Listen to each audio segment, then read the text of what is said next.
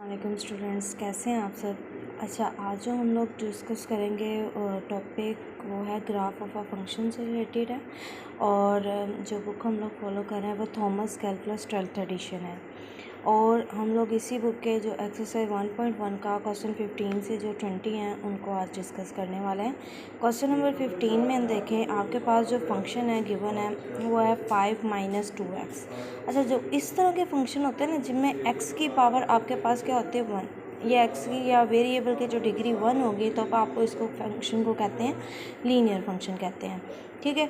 अब हम लोगों ने लास्ट, अगर आप लोगों ने मेरी वीडियोस नहीं देखी तो 1.1 के उसमें हम लोगों ने क्वेश्चन 1 से 6 डिस्कस किए हुए हैं जिसमें डोमेन एंड रेंज मैंने डिस्कस किया हुआ है। तो पहले उसको जाके आप देखें और उसको अंडरस्टैंड कर लेंगे तो फिर आपको ये बड़ा इजी लगने लग जाएगा कि बेसिकली डोमेन और रेंज था क्या। अच्छा जी, इस फंक्शन के अकॉर्डिंग जो आपकी डोमेन है, अब देखें जो इस तरह के सिंपल लीनियर फंक्शंस होते हैं ना, उनकी जो डोमेन होती है ना वो ऑल रियल नंबर्स होती है। ठीक है। और ऑल रियल नंबर्स लिख सकते हैं या इसको हम लिख सकते हैं -∞ टू +∞। अब हम स्टार्ट करते हैं कि इसका हम ग्राफिकली इसको कैसे शो करेंगे। सपोज करिए ये जो आपके पास f(x) होता है ना, ये किसी वेरिएबल y के इक्वल है, या एक होता है ना डिपेंडेंट और एक इंडिपेंडेंट वेरिएबल था। इस वक्त जो ये x है ये इंडिपेंडेंट वेरिएबल है और जो y है वो डिपेंडेंट वेरिएबल है। आप इसकी जगह f(x) भी लिख लें, कोई प्रॉब्लम नहीं है। ठीक है।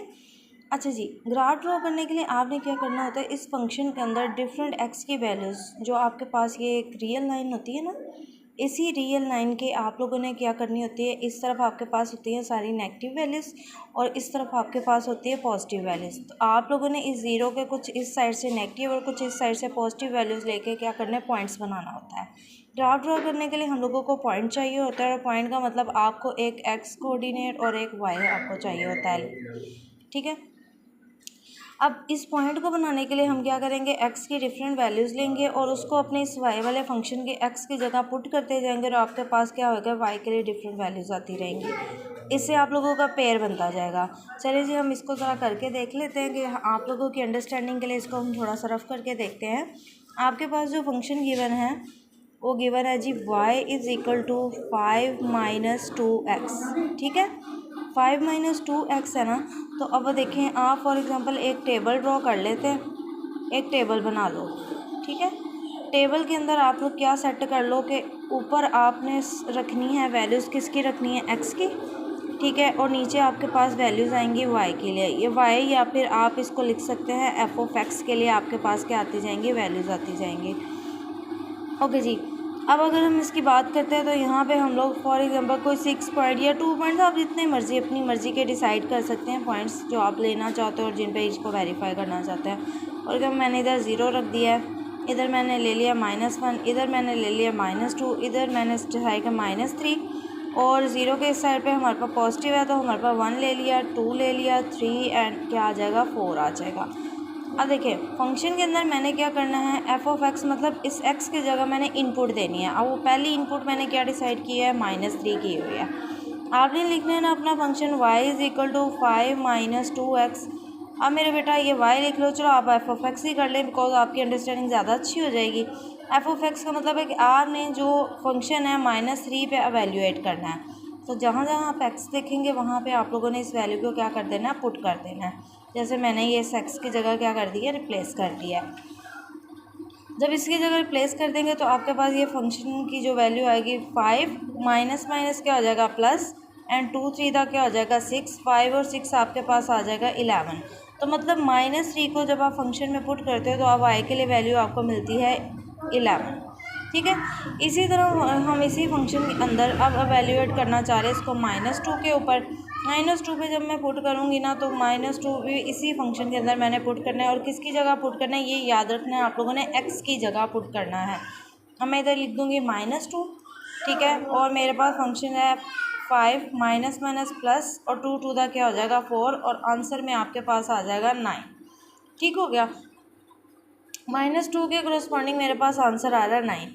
आप साथ साथ चाहे तो अपने पॉइंट्स बनाते रहें। जैसे मेरे पास अभी तक 2 पॉइंट्स बन गए हैं x और y की वैल्यूज़ के लिए, तो आप साइड पे लिख सकते हैं। एक पॉइंट मुझे P1 मिल चुका है, इसको इसके साथ ही चले लिख लें। P1 आपके पास पॉइंट मिला है, x की जगह y, यहाँ आपने x लिखना होता है और इस तरफ आपके पास क्या होता है, y। ये तभी आपका पॉइंट कंप्लीट होता है। -3 के करस्पॉन्डिंग आपको वैल्यू मिली है वाई की 11। दूसरा पॉइंट जो हम लोगों ने फाइंड कर लिया P2 पे, P2 पॉइंट इसको नाम कह देते हैं, उसमें जब -2 इंसर्ट किया तो आपके पास क्या बन गया है, 9 बन गया है। इसी तरह आप क्या कर सकते हैं, बाकी वैल्यूज़ के लिए भी इसको पुट करते जाएंगे और अपना टेबल इसका कंप्लीट करने के बाद इसी तरह पॉइंट्स निकाल के रख लेंगे। पॉइंट्स निकालने का फ़ायदा अब आपको क्या होगा मैं ये भी बताती हूँ।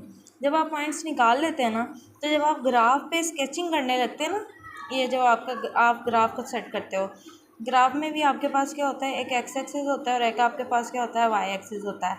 अब इसके में आप लोगों ने इसमें सेट करना होता है और इन पॉइंट्स को देखना होता है, मतलब एक्स की वैल्यू और इधर 9 की वैल्यू, सॉरी वाई की वैल्यू। फॉर एग्जांपल यहाँ मैं ओरिजिन 0 सेट कर लेती हूँ और इस तरफ मैं लिख देती हूँ -1, इस तरफ मेरे पास आ जाता है -2। और फॉर एग्जांपल आपने प्रॉपर करना है, मैं यहाँ से वैल्यूज़ लेके जाती हूँ और यहाँ मेरे पास फॉर एग्जांपल 9 बन गया है, ठीक है। पॉइंट्स मैंने 1 2 इस तरह से स्टार्ट किए हुए हैं। अब मैंने P1 को प्लॉट करते हुए पहले P1 को इधर एवेल्यूएट करना है। अब देखिए एक्स एक्सिस पे मैं देखूँगी -2 को और वाई एक्सिस पे मैं देखूँगी 9 को, तो इसके करस्पॉन्डिंग बिल्कुल सामने आप लोगों ने यहाँ पर एक पॉइंट ले लेना है, ठीक हो गया। सेम ऐसे ही चलें इस दूसरे पॉइंट के लिए बात करें। फॉर एग्जांपल ये जो आप लोगों ने जब प्रॉपर इसको ड्रॉ करना है ना, तो फॉर एग्जांपल यहाँ कोई 11 जा रहा है, ठीक है। अब यहाँ पे मैं कह देती हूँ -3 भी है यहाँ पे, तो आपने एक्स एक्सिस पे नेगेटिव वाली साइड, ये आपकी नेगेटिव साइड होती है, ठीक है, ये आपकी पॉजिटिव साइड होती है। इस तरह वाई की ये पॉजिटिव और ये वाई की क्या होती है, नेगेटिव साइड होती है। तो -3 एक्स एक्सिस पे देखना है और वाई एक्सिस पे आपने क्या देखना है, 11 देखना है। तो इसके करस्पॉन्डिंग आपको जो पॉइंट मिल रहा है ये मिल रहा है। इस तरह आप जो पॉइंट लेते जाएंगे ना, लेते जाएंगे और डिफरेंट पॉइंट्स का इस तरह आपके पास स्ट्रक्चर बनता जाएगा और उनको ज्वाइनिंग करेंगे तो आपके पास एक क्या बन जाएगी, स्ट्रेट लाइन बनेगी। और ये हमेशा याद रखना है, जब भी आपके पास लीनियर सा फंक्शन होगा तो उसका जो ग्राफ होता है ना, लीनियर जो फंक्शन होते हैं, लीनियर फंक्शन के जो ग्राफ होता है ना, उनके ग्राफ होते हैं स्ट्रेट लाइन। हमेशा वो क्या बनती है, स्ट्रेट लाइन बनती है। आप लोगों ने अब क्या करना है, इसको ट्राई करना है अपने अपने वर्किंग करते हुए, ताकि आप लोगों को ये कॉन्सेप्ट जो है साथ ही अंडरस्टैंड हो जाए। अब चलते हैं अपने इस क्वेश्चन की तरफ, जो हम लोगों ने यहाँ पे थोड़ा सा सॉल्व करके रखा भी हुआ है। मैंने यहाँ पे थोड़ा टेबल नहीं, थोड़ा सा डिफरेंट मेथड की, लेकिन बेसिकली मैं भी यही स्टेप करी जो मैंने वहाँ सिखाया है कि फंक्शन के अंदर एक्स की वैल्यू कभी 0 1 2 और कभी -1 -2 पुट करती जा रही हूँ, जो वैल्यूज़ आती जाएंगी मैंने लिख लिया है। यहाँ से फॉर एग्जांपल आपको एक पॉइंट चले लिख के भी दिखा देते हैं। पहला पॉइंट हम लिखते हैं, एक पॉइंट हमारा बना है 0 5, एक पॉइंट हमारे पास बना है 1 3, एक पॉइंट हमारे पास बना है 2 0, सॉरी ये 1 लिखा हुआ है, 2 1, और एक पॉइंट मेरा बना है -1 7, और इसी तरह ये पॉइंट्स लिख लिया। अब मुझे इन पॉइंट्स का देखें फ़ायदा क्या होगा, अभी थोड़ी देर पहले जैसे समझाया था। अब मैंने ये अपना एक्स एक्सिस सेट किया हुआ है, मैं देखूँगी मैक्सिमम मेरे वाई एक्सिस की वैल्यूज़ जो मैंने वैल्यूज़ डिसाइड की उनके अकॉर्डिंग कहाँ तक जा रही, तो ये 9 तक जा रही थी। और एक्स एक्सिस की जो वैल्यूज़ है वो नेगेटिव साइड से जा रही है -2 तक और पॉजिटिव साइड से भी जा रही है 2 तक। तो मैंने पॉइंट्स की ज्वाइनिंग कैसे की है, पहला पॉइंट 0 से 5, ये ओरिजिन पे 0 काउंट करे, वाई एक्सिस पे यहाँ 5 मिल रहा था तो मैंने हाईलाइट कर लिया है। उसके बाद 1 से 3 मतलब ये एक्स एक्सिस पे देखना है और ये वाई एक्सिस पे। एक्सिस पे पॉजिटिव वैल्यू यहाँ 1 यहाँ आ रही है, इसके करस्पॉन्डिंग जो आपका 1 2 और ये जो 3 पड़ा हुआ है इसके सामने मैंने एक क्या लगा लिया, डॉट लगा लिया है। इस तरह मैं बाकी के भी डॉट्स लगा लूँगी और उनको मैं क्या जब ज्वाइन करती हूँ तो मेरे पास आप देख सकते हैं कि लीनियर फंक्शन के केस में मेरे पास एक स्ट्रेट लाइन का ग्राफ बन गया है।